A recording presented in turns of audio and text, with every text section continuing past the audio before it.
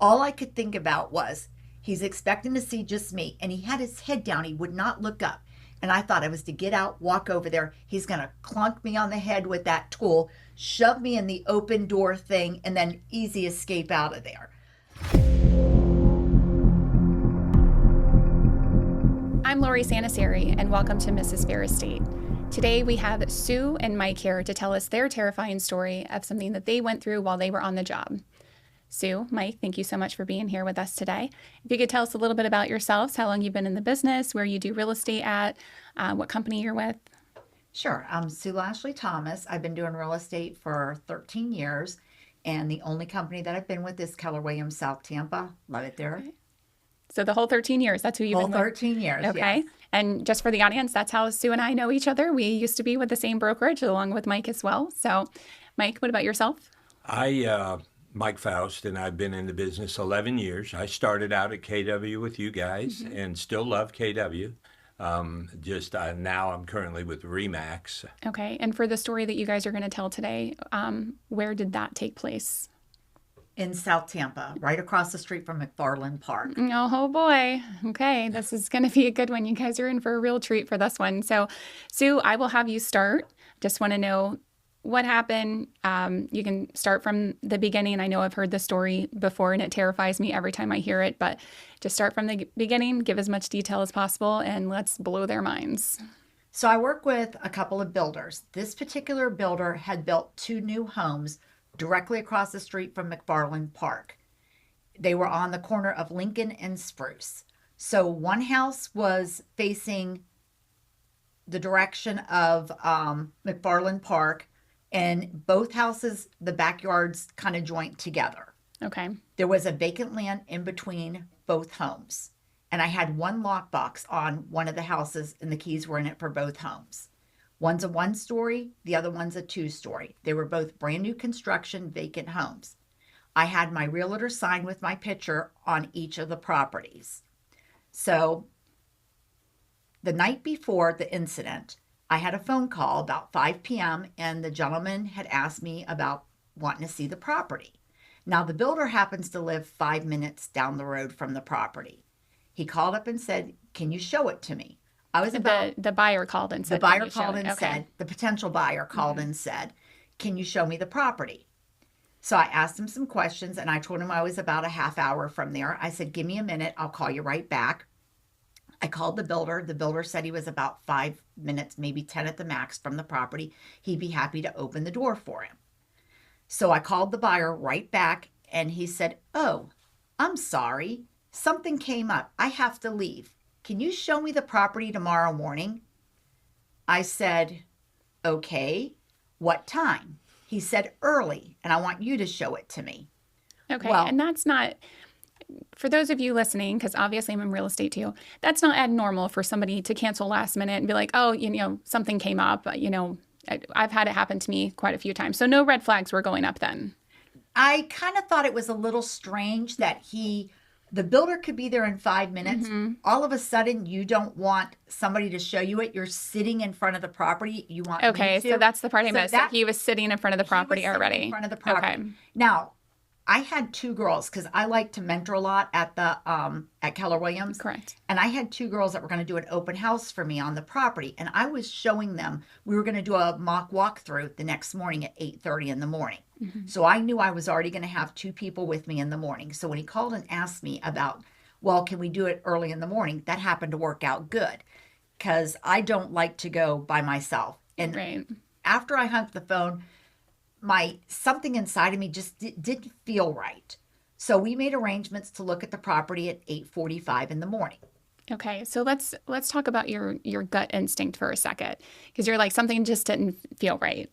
So granted, yes, he said, never mind, something came up, I can't leave. So is that the only thing that happened where you're like, I don't really, or was it just your internal instinct of like, hey, something's off here? So would you have still have had that feeling if he would not have said, oh, something came up? Something about the way he talked to me and didn't seem like he wanted any information on the house. We weren't on the phone very long, and I was like, okay, I'll show him and give him the information. I'll bring an MLS sheet and stuff with me the next morning when I come. But something just did sit right with me the way he sounded on the phone. Okay. All right. So continue. So that night, one of the girls called and she canceled. And I'm like, okay, well, I'm not going by myself. And I was like, we've got the other girl that was going to go in the morning. Well, that morning, that girl called and she canceled. Okay. So now it's just me. And I'm like, oh no, I don't feel good about this. And one thing that I do remember from the office was that if you ever felt uncomfortable, or first off, you should never go on a listing appointment if you haven't met the people yourself, or a buying appointment, Correct. unless you've met the person either in the office or you know them. Right. Don't ever go by yourself. That's one of the rules. And that's a very big rule that I preach endlessly on this channel. So I'm happy that she has said that. Sue is also a trainer. I used to be a trainer.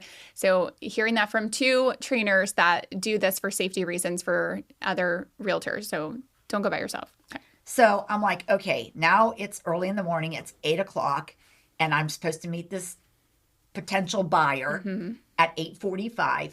I'm going to stop by. Our office was on Henderson at the time, and I'm going to find somebody to go with me, because that's one of the things that somebody always said. If you don't have somebody and you're uncomfortable, you'll find somebody at the office Yes. that'll go. Okay, so I pull into the office and I'm like, I'm going to grab somebody to go with me, because I just don't feel good about this at all. And the more that I thought about it, the worse and eerie, creepy feeling I was going to get. So I get to the office. I'm getting ready to get onto the elevator to go up to the 3rd floor to see if I could find somebody to go with me. And here Mike is coming down off the elevator. Yeah. Mike the Savior. Yay. Insert soundbite. Ah, no. She asked me right away, and would I go? And of course, I don't think, especially for women should never, like you said, don't ever go by yourself if you don't know the people. So did she give you kind of a backstory of why she wanted you to come, or was she like, hey, can you just come with me on this? No, she said she was nervous about the appointment and the person, and so, yeah, if I got time, I'm going to do it. Okay. All right. And to make matters worse is I'm not a nervous person. I don't usually get nervous or scared, but something inside of me just said, something's wrong with this. So anyway, I drove. The guy's expecting to see just me. He calls me at 8:30. I'm at the property. Okay. Where are you? I said, our appointment was 8:45. I'll be right there. Now he thinks it's just me. I didn't tell him somebody's coming with me. You said I instead of we. And Okay. so I said, I'll be there in a few minutes. So again, you have to picture this: directly across the street from McFarland Park, vacant land on the corner. To the right is one house, and then facing the other side of the vacant land is the other. The two properties share the same backyard. Okay. So Mike and I pull up, and the gentleman is there in a white van in the vacant land. Now, Oh, so he wasn't even parked in front of the house. no, he was. Okay, so when I first, you told me the story so long ago, like I thought he was parked in front of the house. So he was parked on the vacant land. In the vacant land in between the two houses. Now that's when I usually go there. I'll park like in that, because the lands are all big and stuff, if I'm doing open houses or something. So Mike and I pull up, and we pull up further away. Now you can get off the vacant land and go straight to any direction of the street. It's just a big cleared vacant land. So we pull up there. I pull away from his vehicle. I look when we pull up there, and the look on my face, I see this white van. The driver's door is open. The hood of the van is wide up. The passenger side slider door on the opposite side, obviously, of the driver's door is slid wide open. There is a bed, like a U-shaped bed, angled shaped bed, L shape, I should say. Okay. A bunch of throw pillows. The windows are kind of tinted, but I could still see through that. The hood of the van is open. All I can see bent down in the hood is the back of this gentleman's head, a baseball cap on with white blonde, bleach blonde, a little bit of hair sticking out. His head is under the hood. He wouldn't look up, and he has a big wrench-like tool in his hand. So I don't know shit about cars. But I don't think you can fix something under the hood of a car with a wrench. No. Am I correct on that, Mike? Yes, and when we pulled up, I thought it was odd. I didn't think he was even the guy looking at the house. I thought wouldn't he think so might have been either. a construction worker or something. You know, I had no idea.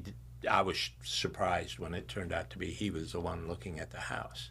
Okay, so what did you do next? So I look at Mike and I said, "Oh hell no!" I mean, I was like, "This is everything that my inner spidey sense told me Yes. something was wrong." All I could think about was he's expecting to see just me, and he had his head down. He would not look up, and I thought I was to get out, walk over there. He's gonna clunk me on the head with that tool, shove me in the open door thing, and then easy escape out of there. So we get out of the vehicle. I think he was a little stunned when he saw Mike. He wouldn't kind of look up. And I said, "Hello? Are you the gentleman here to look at the property?" And he's like, yeah. And he kind of talked with his head still kind of down, not wanting to look up. And I said, "Well, I'm the realtor. What's going on?" "Car trouble." Yeah. That's what he said, "car trouble." I said, "Oh." And I'm still looking at Mike, and me and Mike are like, "Yeah, this don't look right." So at this point, has he seen Mike, or does he still think you're by yourself? Oh no, he saw Mike. He 'Cause saw Mike Mike, was on the okay. passenger side of my car. Okay. That's where he got out and looked. And I'm sure he could look through the side and see Mike. And he wasn't expecting to see two realtors. He was expecting to see just me. Okay. So Mike stood there. I had to go over to the house that was a little further away. He was interested in the 2-story, is what he said. Get the keys, walk over. Now, normally what I always do when I unlock a door, I let the buyer go in first. Of course. Unless it's somebody that I really know, and then it's fine. But I always open the door and let the buyer step in. Me and Mike walk up there. Pretty much, he had no interest in the house. So you showed the house. Yes and no. We opened the door, let him go in. I'm standing there, Mike's standing there. He walked in, pretty much looked at the kitchen. I'm good. Wanted to go out the door. Very strange. So, okay, so this is a part of the story I have not heard, because you've always ended at, he had a wrench. I was like, hell no. And that was it. This is the first time I'm hearing that you actually showed the house, kind of. So I'm a little surprised by that. I'll be honest. I would have been out. Well, Fuck your mattress. Fuck your van. I'm out. So you guys still now, were Yeah, I was you? their protector? Of course, Mike. Of course. He's standing there, and I don't, when I had Mike there, for some reason, I felt safe. Yeah, and Thank you you very much, and you Mike. should have. Yes, Mike. That was for the men in real estate, even other women, but especially for the men. I feel like you guys do have that very important role when it comes to this business, because we do rely on you guys for our safety. Yeah, I mean, you should. probably more so than we should, but we do, because we are taught that when I was with KW for 8 years, like that is something that we are taught. You have your safe word, you have your safe person, and if you're ever uneasy, you ask preferably a man to come with you on the showing.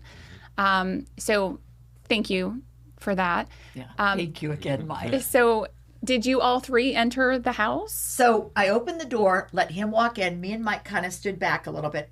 I knew he had no interest in the house. He walked in, looked at the kitchen. It's an open floor plan, big open dining room kitchen. Then you have a staircase going up to the left. He says, "Okay." I don't know why I said this, but I said, "Oh, what? You don't want to see the upstairs?" Probably shouldn't have, but anyway, he walked up within 2 seconds. I don't even know if he made it all the way up there, No, because he we didn't. just stood in the living room. And then he came back down. I was like, "Oh, so any thoughts, any questions?" I already knew he was not interested in this house, and shut the door, locked it. I said, "Well, hopefully you get your vehicle fixed." And we got in the car, and I mean, I was shaken. I'll be honest with you. Even with Mike there, I knew, because I think something inside told me this was not a good situation. And we left, and me and Mike were like, this guy had no interest in this house whatsoever. So what was his demeanor? Like, was it casual? Could you tell that he was like, "Oh shit, I've been caught"? Like, what was his body language that he was giving off during that? Did you feel anything from him, Mike? I just thought he just acted very, very strange. Not like a normal buyer would act. He had, like she said, no interest in looking at the house. No questions. Didn't say what. Didn't No. say two words. Now, did he introduce himself like ever? Like even when he set the appointment, did he give a name or anything like that? Nope. Okay. Nothing. Another red flag. But I'm curious to know because he had the baseball cap on. How old was this guy? I mean, I know you said he had like blonde hair. I'd say Right. 40s. I was gonna say mid-30s. Yeah, it's Somewhere probably around there. mid-30s. So do you think that the hair in the back was it his actual hair? Or you think he was wearing like a wig or something? It was a small scrap of bleached blonde hair sticking up. He never would really hold his head up. It was And- always down with the cap Yes. kind of covering his face. That's what I was going to ask because if you have nothing to hide, you're not going to try to hide your face like that. And It was down. He cut the whole time, no matter what. It was down. He just was very strange. It seemed very uneasy. So there's something going on. for sure. Yeah. And did you make a police report? I didn't make a police report Oh, because there was Sue. nothing that I could say because acting strange is not a crime. So information though, it's not just acting strange. So as my viewers know, I used to be a 911 operator, did that for quite some time. The information report is important because the fact that he had a mattress there, like you said, I have zero doubt that if you were there by yourself, It was a bed. It was built into the van all the way. Oh, like my the gosh. it wasn't a mattress. It was like how you see if you go in a house and you see these shadow box yes. seating. It was a bed made like that. I could see some pillows, and why he had that side door open, I have no clue. Except for, like I said, I just think he was going to hit me on the head with that, shove me in there, and fast escape. Yeah. Now, I did go back to the office, and me and Mike were talking about it. We were telling everybody, and Yeah. in some of the classes we have, realtor safety, I bring that story up because it is scary. Well, you told me that story after one of my realtor safety classes. So I remember a couple of weeks after it happened, you told me about it. And then when I started this, I reached out to you and I was like, hey, can you tell me that story again? So, because it is by far one of the scariest ones that have been brought to my attention as far as what could have been if you didn't have the sense to ask Mike to come with you. Oh, I on don't that believe showing. I'd be sitting here. And that's the honest truth that I feel like. Without a doubt, when we left, me and Mike were talking, he was going to hit me over the head with that tool. I truly believed that and shove me in that van. That is insane. Is that your thoughts? Oh, I know you were very scared. And that's not my personality. I'm Yeah. pretty tough. Yeah. I mean, you got to be in this business, but also in this world. Just curious I get it. You're like, creepiness is not a crime. But the mattress or the bed alone and the fact that he was, being so reclusive, I guess, I would have made the police report. Like, I feel like in that situation, I mean, we never know until we're in a situation like that. But I feel like that is something that I would have reported just to make sure that it's not something that happens to somebody else. But then again, we can't control if the news even would have commented on it or anything like that because nothing did happen. It's I was scared. But I am a firm believer that if something like that happens, it at least needs to be communicated to the local authorities. And that's why I'm here today, at least so Yes. that you could spread the word. And I spread the word in the office. And I tell a lot of people, be careful mentoring in the office. I've told realtors, don't go by yourself. You can't buddy up. If you can't find a friend or somebody, go into the office and pull somebody out. Like I ran into Mike. I'm constantly doing that because when I left Remax, I left with a partner, and she is a female, and she's always, when she's not comfortable, Mike, will you come with me? And I would never let her go by herself if she was uncomfortable. Yeah. Do either of you guys carry protection? We live in the great state of Florida. Unfortunately, I don't. Okay. Now, what other safety precautions have you taken? And do you do any self-defense or anything? I did.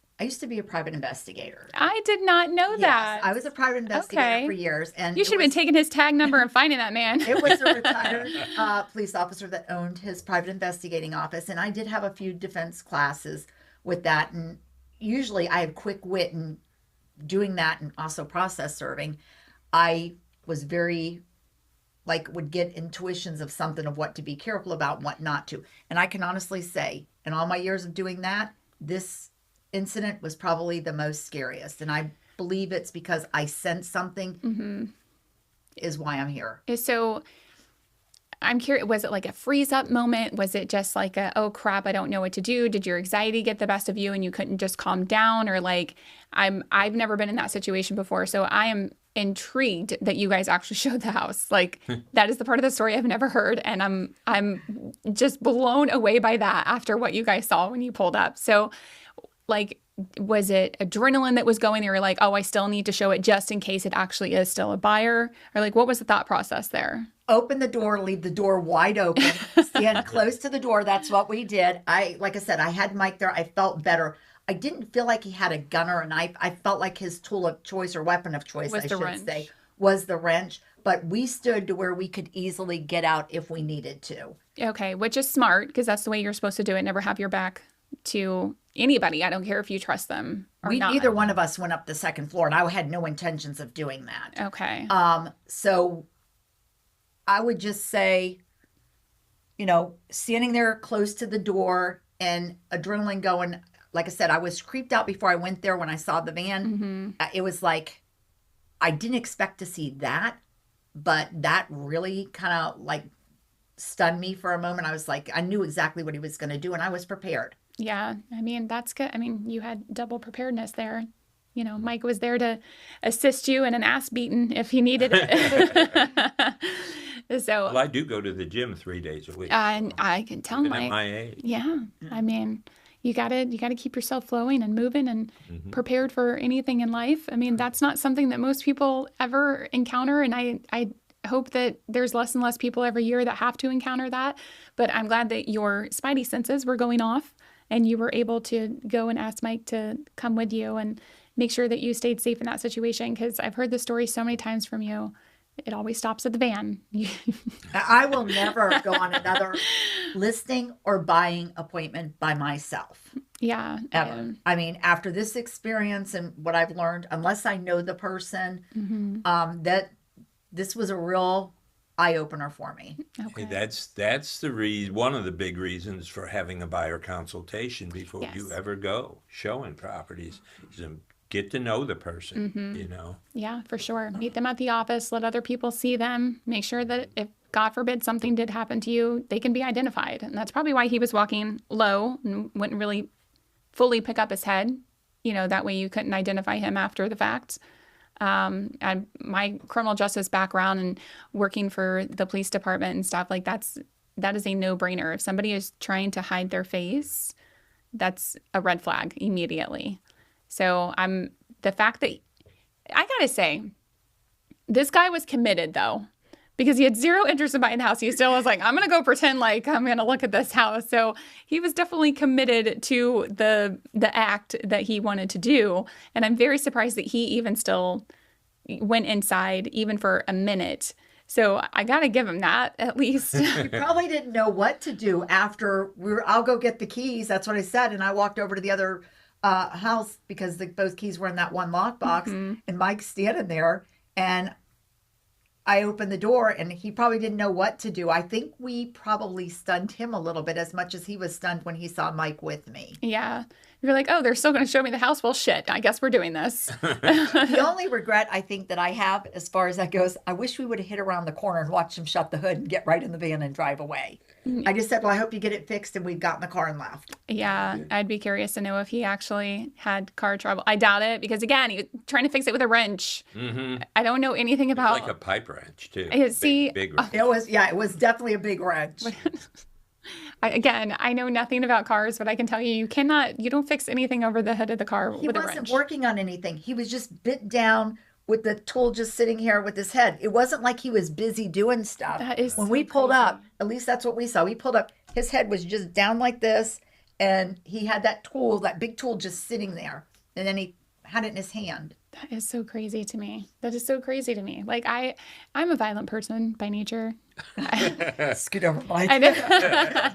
I mean, I try not to be, but I feel like I would have been very confrontational with him.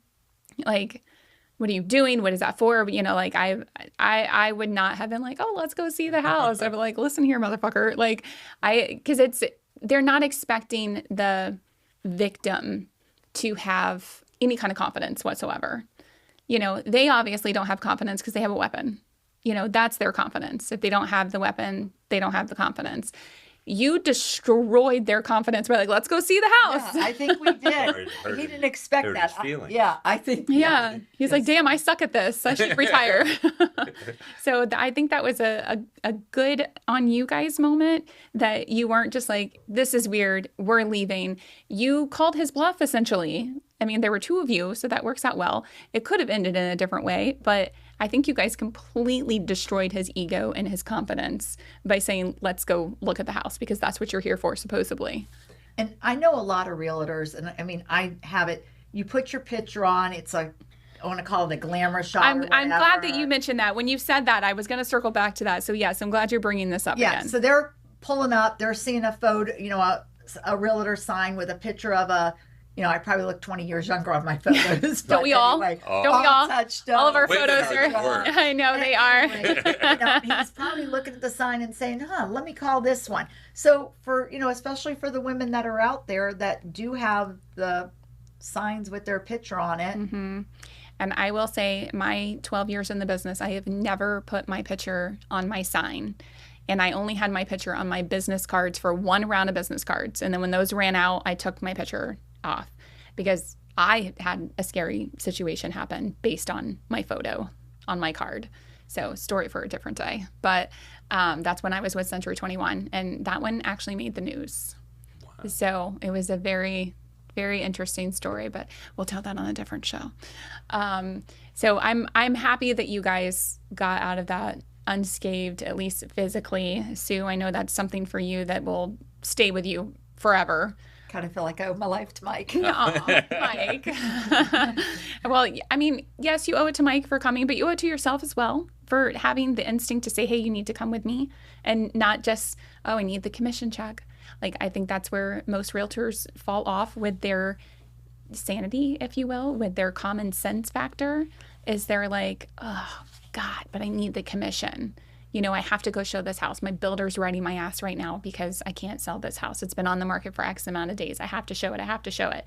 And they kind of forego the safety for this business. So you got to give it to yourself too, that you had the right sense to ask him to come along with you in the first place. And I'm glad it was Mike and not the other two newbies that went. But, you know, it might have been a good lesson for them too. Yeah. So you never know.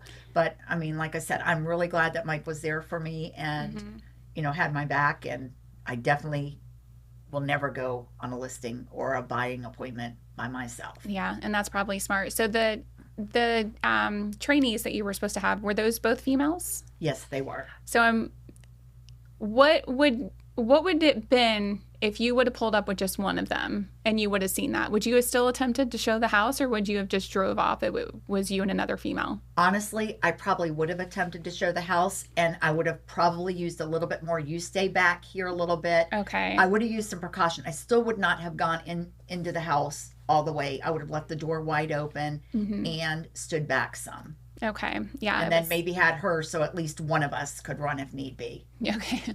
Your collateral damage. Bye. I run faster than you. Good luck. Godspeed. It's nice knowing you.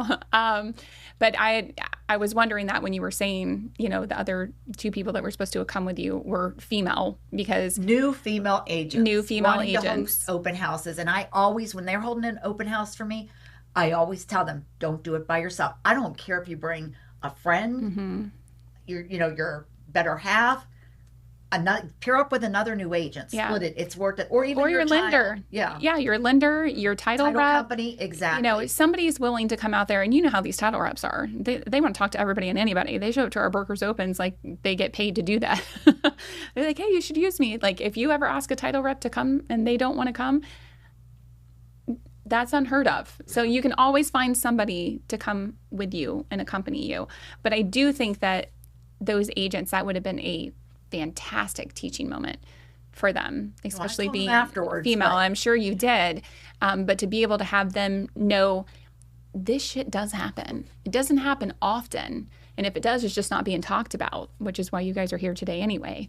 But it's something that they need to be aware of and mindful of, that it's not just go and look at this beautiful house and do a stupid TikTok video and be done with the day. It's like you have to be aware of your surroundings. You have to make sure that you are listening to your gut and not just, oh, I'm in this beautiful house and it's great content for me.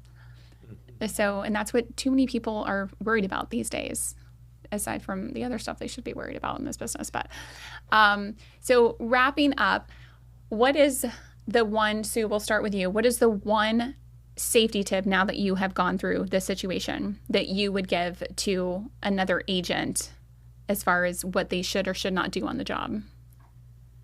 Never go by yourself, for sure. Don't host open houses, do any listing presentations or buyer showing unless you know the person or met them, or take somebody with you, for sure. Okay. And listen to your gut. If something doesn't feel right, it probably isn't. Yes, agreed. Mike, what about you? What's the one safety tip you would give to another realtor? I would say don't let your car get blocked in. You need to park out in the street. Don't park in the driveway where they can pull behind you and block you, because if you do need to get out, you need to be able to just get out and not have another car in your way. I mean, again, it's probably not ever going to happen, but it could. It could, yeah. Yep. And that's a good thing, especially if they're working in teams. You know, I mean, they could still, even if you park behind them, somebody else could still come and park behind the driveway and not allow you to out. I always park on the street. So on the flip side of that, there are buyers and sellers out there that go in unrepresented. There's for sale by owners. There's buyers that, I want to work with the listing agent, or I want to, whatever the case may be. What advice would you give to an unrepresented buyer or seller for safety concerns? Make sure you have your husband or wife with you. You're somebody there to protect you. I mean, we just did an open house on the beach. Of course, I had my partner with me, but a woman walked in and just walked through the house. She didn't know us. She didn't have any protection at all. Yeah, and there was a story recently out of Miami. There were two agents, they're brothers, I think they're twins, and this was back in February. They just got arrested. They are luxury real estate agents out of Miami. They do New York and I think Colorado as well. And they were just arrested on 9 counts of rape. Oh my gosh. And they're agents. Wow. So it's, to your point, she didn't know you. And I'm sorry, but yes, as real estate agents, we have to go through background checks. We do our FBI background check. We cannot have a license if we're felons. But how often are they checking that? And just because it's not on paper doesn't mean you're guilty of it. I mean, these guys had a spree for years that they were luring girls in, hey, look at this beautiful listing I have. I'll give you a private tour of it. Or, hey, we're having a massive party. You should stop by. It's on the yacht. And the girls would show up. They're the only ones there. But it's not just buyers, sellers, other people. Like, we have to now apparently be concerned about fellow realtors. So if you're walking in and somebody like Mike, if you're a bad guy, and you have ill intentions, walking in by yourself is not the best thing to do if you're unrepresented.